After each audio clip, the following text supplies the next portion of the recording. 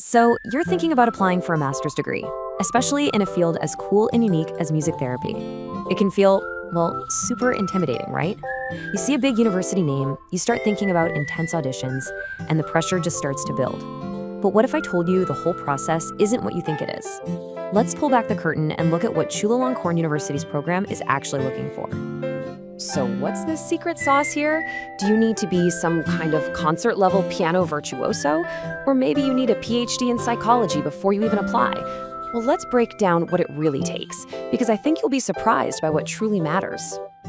Okay, first things first, we need to completely toss out the old idea of what an audition is. Seriously, it is not the high-stakes, nerve-wracking performance you're probably picturing in your head. Yeah, forget that image of being on a lonely stage under a single spotlight, being judged on every single perfect note. The reality for this program, it's all about connection. They want to see how you can use music to interact with someone, not just perform at them. It's a whole different ballgame. All right, let's just rip the Band-Aid off and tackle the number one thing that probably holds people back. What kind of degree do you need to have? This is where we bust our first and probably biggest myth. That's right, you heard me. Let me say that one more time so it really sinks in. You do not need a bachelor's in music or psychology. This just blows the doors wide open for people from all sorts of different backgrounds who have a passion for this kind of work. So what do you need then? Well, honestly, it's pretty simple. A bachelor's degree in anything. Your official transcripts, and just a little heads up, if your degree program was 3 years long instead of 4, the committee will just do a quick review to make sure it all lines up. But that's it. No specific major required. Okay, so if you don't need a music degree, then how good at music do you really need to be? This is the second big fear that pops up for most applicants.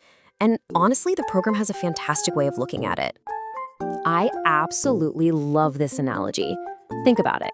An orchestra audition is all about that one perfect, polished performance piece.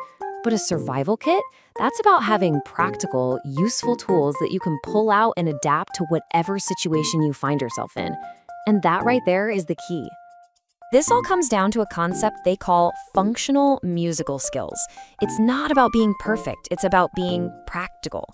Can you sing and play the guitar or piano at the same time? Can you improvise a melody on the spot? Are you comfortable with different styles, like a simple folk tune or a pop song? The goal is to see if you have the tools to genuinely engage with another person through music. And here's how you actually show them you have that survival kit. You do it with a simple YouTube playlist. You'll upload 3 short videos, one where you're singing and playing an instrument, one where you just improvise something, and one where you perform a piece on your main instrument. See? It's more like a portfolio than a terrifying one-shot audition. Okay, we've tackled the 2 biggest anxieties, your degree and your musical skills. Now let's get into the practical stuff. Think of this next part as your simple step-by-step checklist to putting your application together. First up, you'll need a CV and a statement of purpose. A pro tip for the CV, be specific. Don't just list a job title like music teacher. Explain what you actually did. For your statement of purpose, really focus on why you want to work with people and why you believe music is a powerful tool for connection and healing. Next up, we have letters of recommendation. Do you need a huge stack of them? Nope. They keep it really focused and simple. You just need 2. Now, the program does prefer to see letters from academic references, but they're also realistic. If you've been out in the working world for a while, professional references are totally fine. All you have to do is make a quick note in your application to explain why you chose them. Simple as that.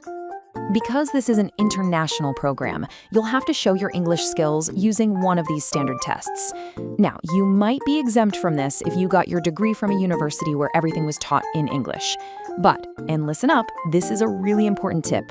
If you want to be eligible for university scholarships, you will need an official test score no matter what.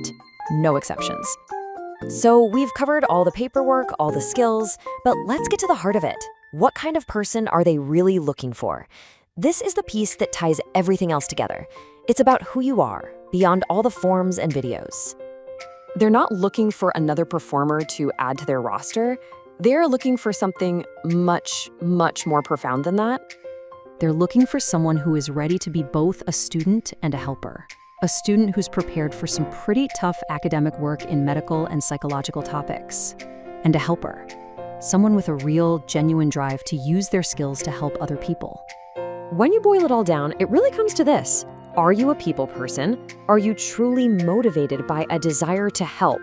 And are you ready to roll up your sleeves and get into some serious academic study?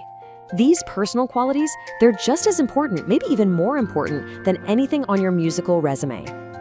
And that, of course, brings us to the final and maybe the most important question of all. It's the one you really have to ask yourself before you click that submit button. Ultimately, this is what the entire application is designed to find out. Is your main goal to put on a show? Or is it to open up that musical survival kit and use those tools to help someone else build a bridge to communication, to connection, and to healing? The answer to that question, well, that tells you everything you need to know.